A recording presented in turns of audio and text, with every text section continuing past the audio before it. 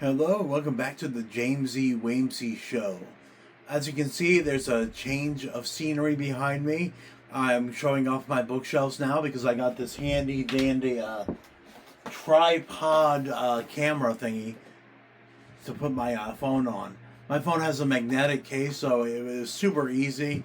I've had similar things in the past to try and capture video and stuff as I'm drawing. But it never quite worked out because I only have the one hand, obviously, and I had to use like a separator to open and close the phone, like and have it be held in place. But I took care of that. I never thought that I would own a selfie stick, but that's technically what this thing is. But there you go. Here's the back, and if anyone really cares, this is something like maybe $30, I think. If y'all have YouTube channels and you want to do something different. I figured today what I'm going to do is I'm going to film myself drawing and see if I can upload this and that as two separate parts. I have a little remote here. Now, every time I pause it, though, it starts a new video. But I did download some editing software. I'll see if I can mesh it together. All right, and we'll be right back. Okay, here's my little setup here. Hello, everybody. Woo! First, what I have is this is an 8-inch tablet here. All right, then I got my handy dandy Staedtler eraser, 0.3 millimeter pencil. It's just what I'm used to. I've been using those for at least 15 years, so I continue to use them even though they don't really function any differently to me. All right, then I have a 4 millimeter pen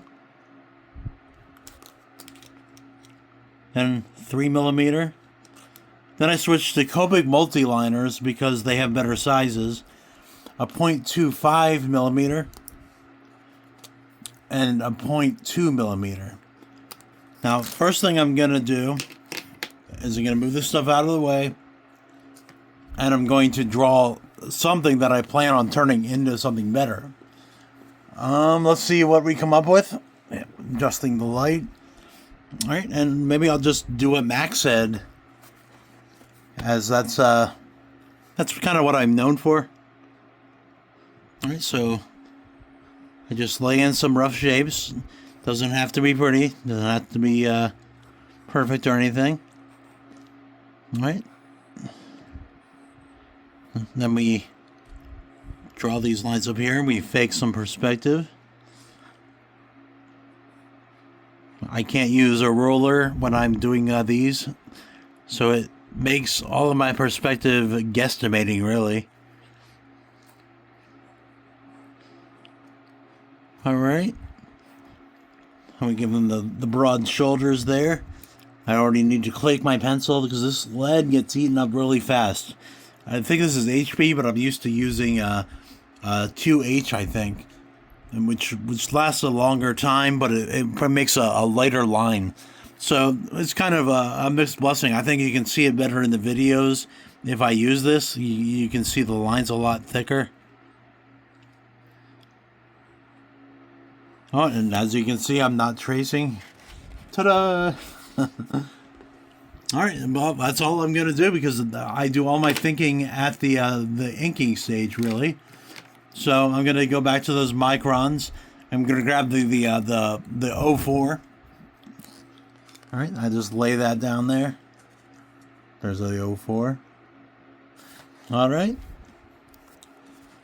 Turn the paper sideways.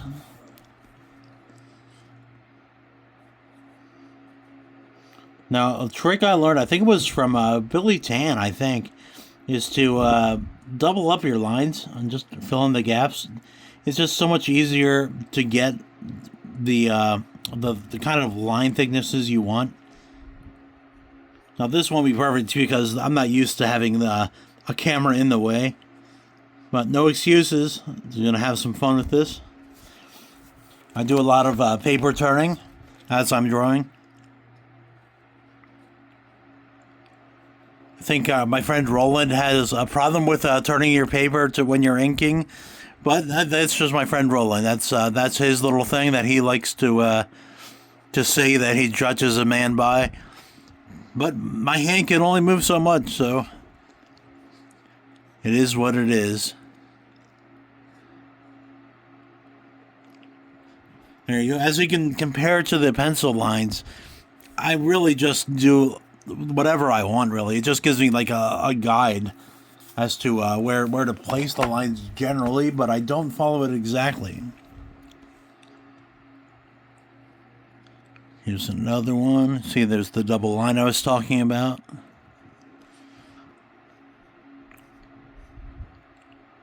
I think if I was more disciplined, I'd probably go back and fill in those little cracks a little like better. But I think I'm kind of known for that now. I think those are like jamesaywamesay lines. There you go. Then the mask is a little torn up at the bottom in my version of this character.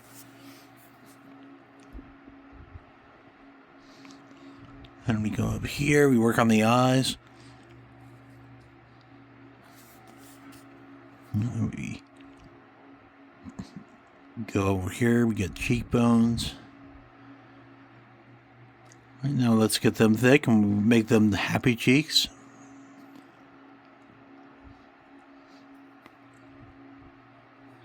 And we round out the head.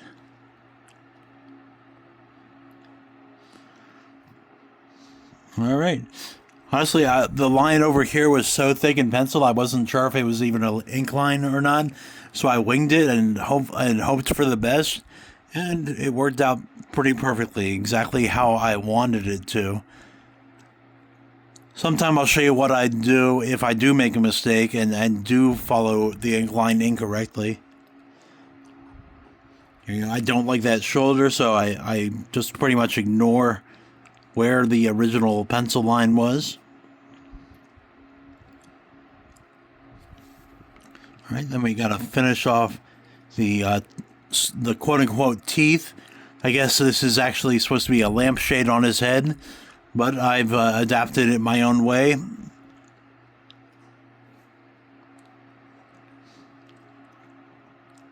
There we go. Let me go on to the other eye. And I don't want the middle part of his mask to cross over into his eyes. So once again, I just ignore the lines that I made.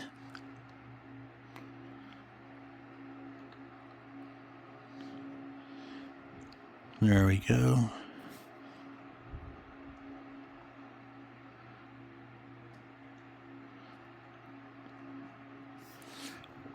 Make those thick lines again.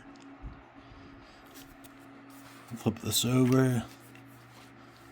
Well, fortunately, working this small size on a smaller piece of paper seems to be working good for my camera. This is adjustable, though. I can raise the camera, and I will be able to put larger pieces of paper here. But right now my computer's in the way, so it's really killing two birds with one stone.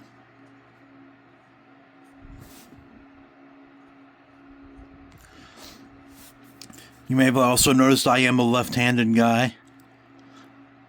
Not that it really matters, especially since we're not in the Middle Ages anymore. Alright. I'm not happy with some of these line weights, so I'm going back over things that are already inked. Always look at your work that way, in my opinion. Just look at it. Am I really happy with where it's at? Because I really want to rush right into the coloring, just to experiment with the camera and see what happens when I try to edit the videos into one long video rather than multiple parted videos. Then the mask divider I'm not happy with either.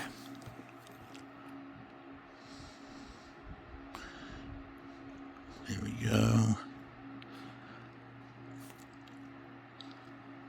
So what's everybody up to this weekend? Anyone do anything unusual? Something to break out from your regular routine? Drop that in the comments. Oh, and also I've been meaning to say, press like and subscribe if you haven't already. This channel is pretty much dead. Like I'd say everybody that's watching right now might just be the only audience that this channel ever gets, and that's okay. But it'd be cool if I could reach more people with my stupid handicaps and everything. There's only so much I can do. And this keeps me busy. It gives me something different to do than just doing my comic. Okay. So here we have pretty much the basics. I'm looking at the screen, and on the screen it looks like how I like it. So I'm thinking the next step is going to be erasing those pencil lines. Okay, let me get my Stadler eraser. Or is it Stadler? Okay, so I put my lumpy hand that barely works down to hold the paper in place, and I pretty much go over this. And I really like these Stadler, or whatever they're called, erasers. They seem to get a lot of the lines pretty easily. All right, let's dust it off traditionally, like using the hand here. All right, yeah, there's a couple stragglers here. All right, but there's nothing I can't live with. So I'm thinking, well, I'm thinking Arby's, but what I'm thinking is it's maybe time for the watercolor. Okay, now this is my watercolor set. Now these were Winsor and Newton colors. Here you go. As you can see, it has a little inkwell there. It is detachable, which is pretty helpful. Like when I want to start over and get rid of all the old paint, I don't have to lug the whole thing over and then end up getting all the watercolors wet by the sink. But there you go. Let me see if this is a good angle.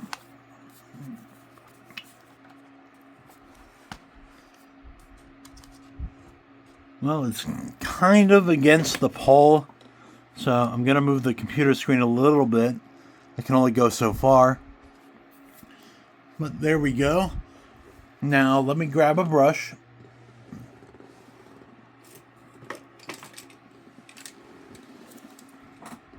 I probably should have thought of this before I started recording.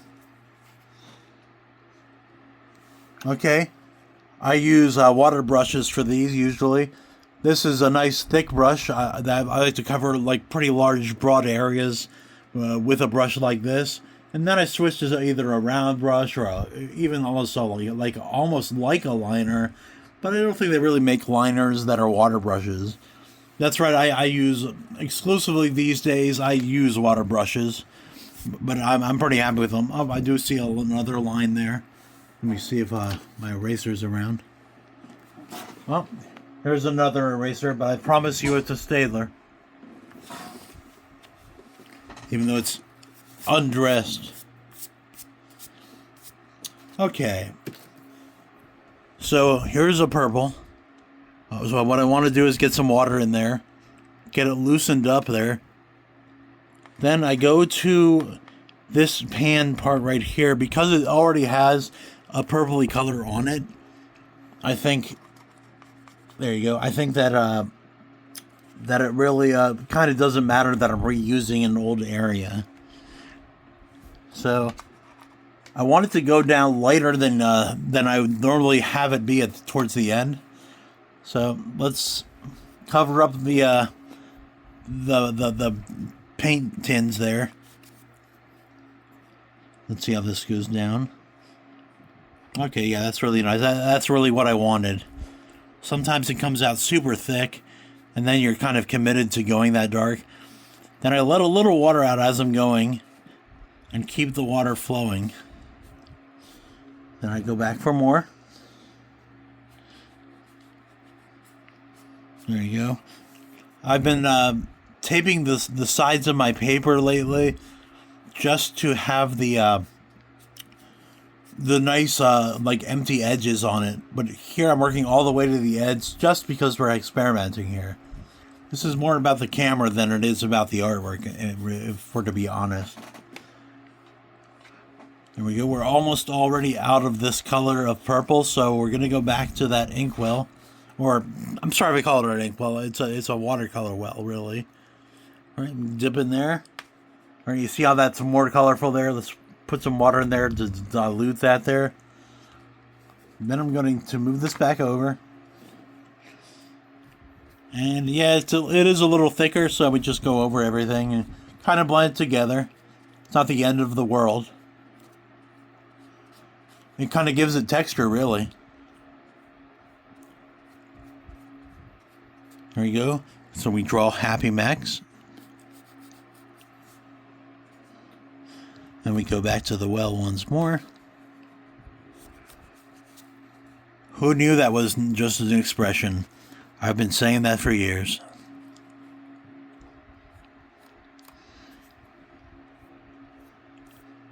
All right. So we got his trunk pretty much colored.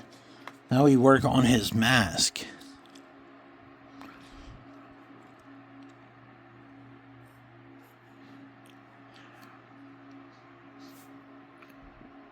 All right, I'm still using the flat brush rather than switching over to a smaller brush. I guess I've got the skills to pay the bills, yo.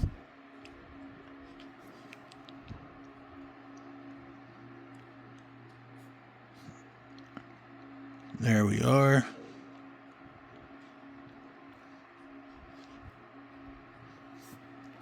All right, then I'm going back and seeing areas I want to pop out a little more than they are. Like, it's pretty light up here by comparison.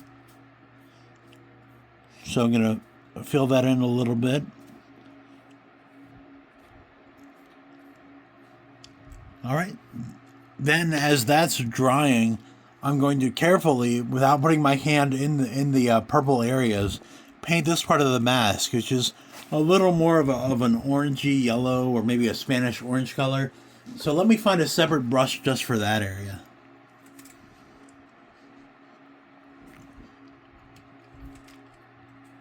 Let's see here. Okay, here's a nice thin brush. Let's see if the water comes out of it. Yeah, oh yeah, it's coming out. So we go to the inkwell. We go to the yellow, the darker yellow, and the orange. And here, we go on here. There seems to be a light brown color there, which isn't that far off from using these colors. There we go, dropping some of those lighter, some of those water drops in there to get a lighter shade. All right. Can you see that there? You know, yellow is very similar to white, especially with a bright light shining on top of it. All right, here we go. Go back to the well.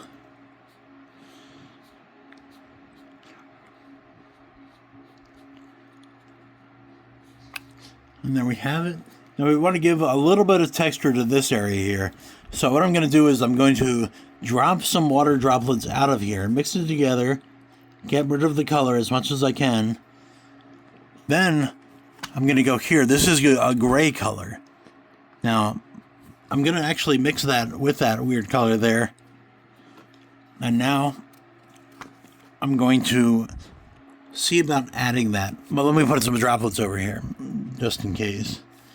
And it gives us an idea of the consistency of the watercolor paint. Well, that's pretty light. Let me get another drop of the gray in here. Okay.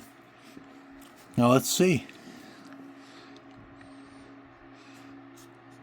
Okay, yeah, that seems to have made a difference. Now you see, I'm not going all the way over, but I am giving a little bit of texture to it. Especially in between the cracks here. And underneath the mask, let's see.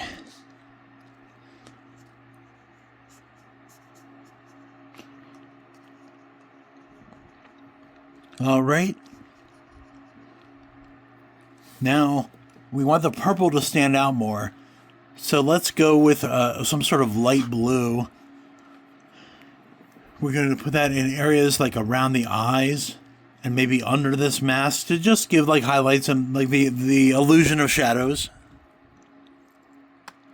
Here we go. Then once again over here, the same thing applies that I said earlier.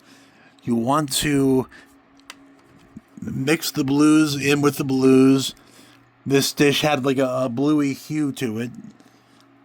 Now, I'm going to test this on water off camera here. And it looks like it's about the shade I want, so I'm going to add it now.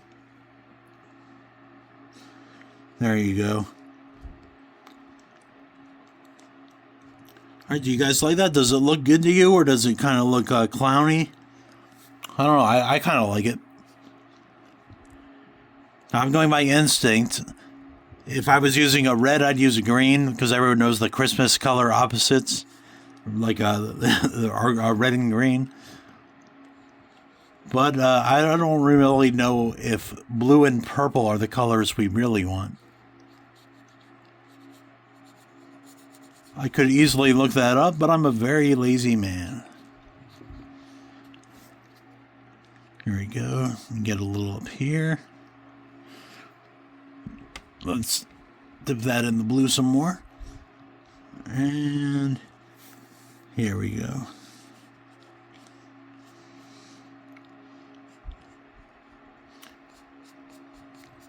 You see, you kind of have like a fade out thing going on here.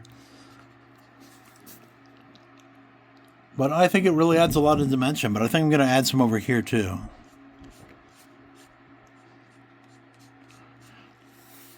Let me get a little bit more of the blue here. I might even mix it in with the mouth thingy here. Let's see. I think that looks like a good effect.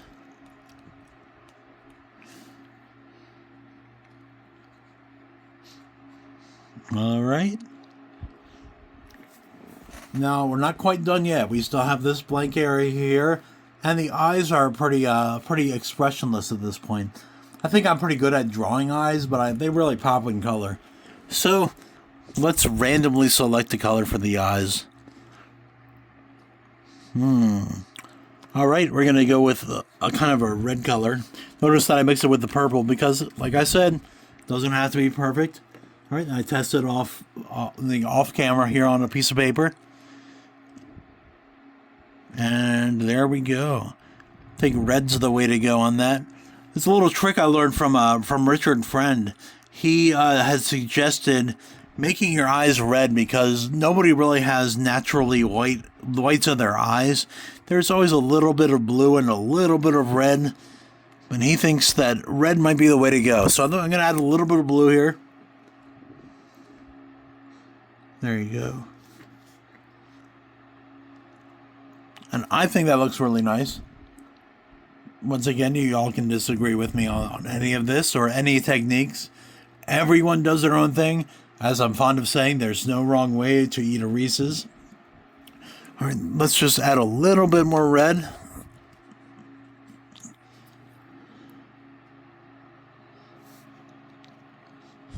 There we go. All right, I'm not happy with that much red, so what I'm going to do, I'm going to grab a tissue from my tissue box here, and I'm going to dab it a little. I'm going to dab that one too. So it's probably about where it was before, but as we pretty much established, it's not getting any redder really, without it kind of ruining the picture. Okay, now I've got that all done. Now it's time for the background here. Now I want something to contrast with the purples, and this is blue. Obviously, it does, like, the purple does mix together with the blue, so you might have already gotten confused by that. But now we're gonna go to the background here. And maybe the contrast will go with a fiery color. Oh, but actually I haven't added shading to this section. Here I'm thinking of kind of like a browns and stuff to make highlights on here. So let me go to the browns. Here we go. You remember earlier I was saying that the oranges and yellows were very similar to the browns. In my eye. It's a little thicker than I want. Let's get the tissue out here again. All right, then I'm dabbing it on that paper there. Dropping off a couple drops. All right, let's see how it comes out now. Okay, that's more like how I wanted it. See, remember that it's never too late. Just keep a box of tissues handy, or some sort of solution, and you can make anything work, really.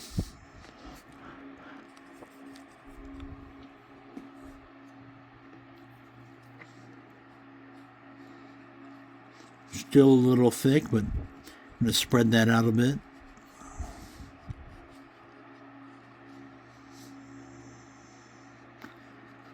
All right, I've already got some ideas for the background. So while I'm doing this part, my mind is kind of considering things that I haven't gotten to yet. Okay, first let me get the brown out. Okay, and for this area, I'm thinking of a fiery design. So I'm thinking yellow in the very back, then a bit of orange, and then highlights of red right behind him here. Okay, now let me just fill in some yellows here.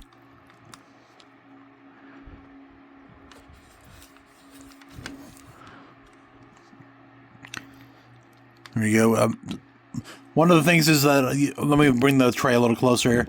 One of the things is I put drops in there and I let it kind of dissolve with the water in the meantime. All right, now let me switch brushes again here.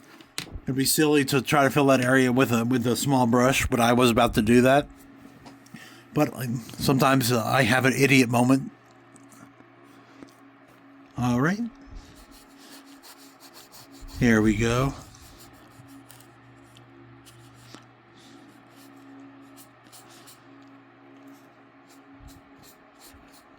Get all that yellow down there.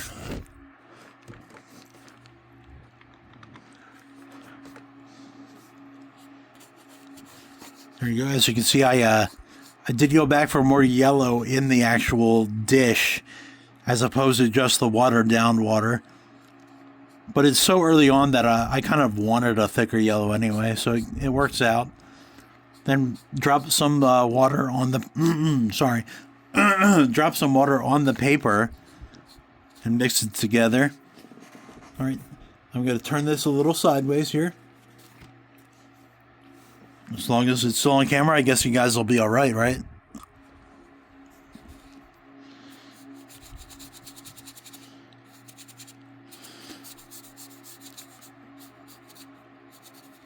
All right.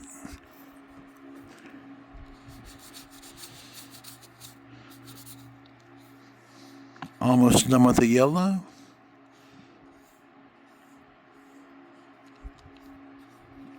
Okay. Does that all yellow area look okay to you guys? Let me I go close here. I think it looks okay. Well, except for my finger. That's always scary. All right, now we're gonna go with orange. I'm not even gonna bother changing my my colors because I know I'm gonna dip right into the yellow. All right, here's the water that I mix in there, and now I add the orange here. Usually I do wait a little longer, let the colors like mix together. But we're on a timer here, and if I can't figure out how to edit a video, I'll pretty much just upload the painting part by itself. That way it's not a complete loss for the night.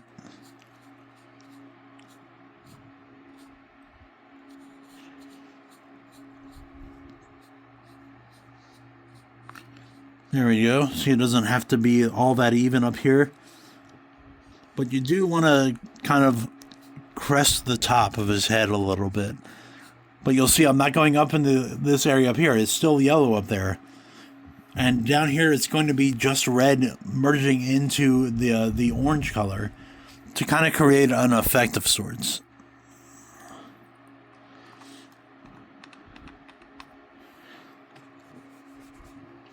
Okay, a couple drops. Now this video is turning out, we're at the 29-minute mark on this particular video, and this is a lot longer than I thought it was going to be. Here we go. There we go. We want it to look like fire, so we're dragging it up into the yellow a little bit. And we don't want to cover all the orange, so you want some of the orange to stand out. You get some more of the red there. And the red I chose seems to blend a lot better. Let me get that off the shoulder there. It seems to blend a lot better into the orange than I had thought it was going to, because I don't really use this red as often as I use the other one. The other red that I use comes out with a sort of rhodamine effect. Rhodamine is kind of like a purpley red kind of color. It's hard to explain. All right, but there we have it. There's the general building blocks of this piece. But we still have to add some highlights to this. So we'll let it dry for a couple minutes. All right. Now let's add some chaos to it. In fact, let me show you that red that I was talking about. All right, this is it. You can't really see it much on the brush, but we're going to see if we can let it out a little bit.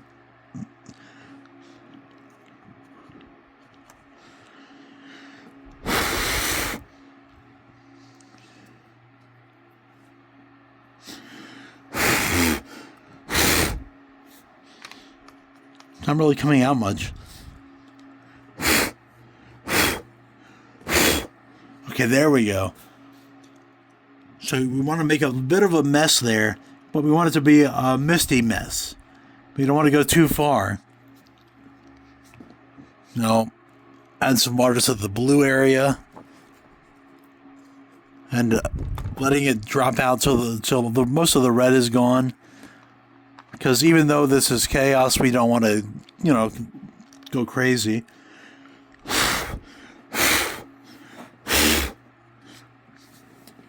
I think that will probably do it. Now, I'm going to let this dry. Then I'm going to work on my video editing software, and we'll see what we can do. Well, just in case, let me read you another quote from the world's ugliest book. Hot tips. All right, now we're going to go to Tricks of the Trade. All right, now this is another long quote. This is from Stan Drake. He's one of my cartooning heroes from the 1950s strip era. He did The Heart of Juliet Jones, was it? I think it was. Let's see. Stan Drake. The typical approach to drawing sexy women is to draw them with large busts and round, protruding fannies and shapely legs. Well, that's kind of gotten to be a cliche. It can be crass and it can be caricatured. I say you don't need to do all that. You can just draw a pretty girl with natural proportions, but boy, you give her nice fluffy hair. Fluffy is my term. Draw the hair so that it looks like real hair that's blowing in the wind. When a woman walks, her hair does not sit still. Most guys, when they draw a woman's hair, it's like it's been shaped with plastic. It doesn't move. Hair moves. The most movable part of a woman's body, besides her ass, is her beautiful hair. Practice that, because that is very sexy. You don't have to do it with big breasts. Well, that's another food for thought, another way of looking at things that we hadn't probably considered. Well, I'd like to thank you all for tuning in to the Jamesay show. And hopefully we'll see this in about 10 minutes. And take care.